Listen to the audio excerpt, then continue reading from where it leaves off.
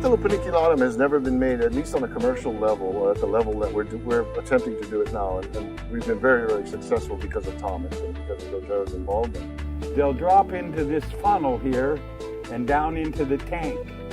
The tank will fill up with water and the oil will be at the top. And I draw the oil off right here. It was very difficult because everybody in the world was saying, well, it's just another species, it's this, it's that. But over the last 2.5, 3 years, working with it, distilling it, finding out that its properties are, I believe, to be better than anything in the world, and I think we're about ready to prove that. There isn't very much of this in the world, and I get to put my hands right in it. Look at that. This holds 700 pounds of sandalwood chip. The lid will be on it after we finish filling it. Once it starts down that pipe, it heads to a heat exchanger. We take the vaporized oils and they separate.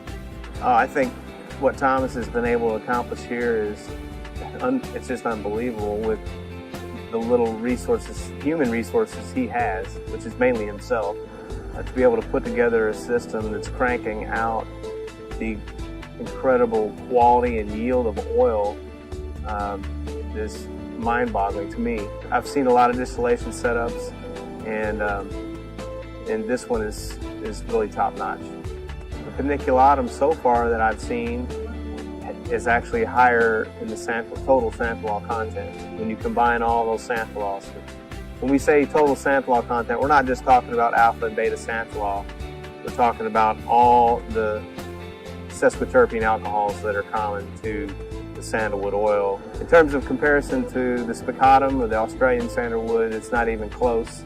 This blows it out of the water, so we don't even bother comparing it to that. You got to look at what goes into the production of this, from lifting whole trees out by helicopter, which is how they do it in some of the cases here in Hawaii, and then the process of removing the sapwood, getting to the heartwood or getting to the root bud, and then chipping it up into little tiny pieces by the time it makes it to the still, and then the amount of fuel that's required and energy that's required to get the oil out of the actual wood over a distillation period of days.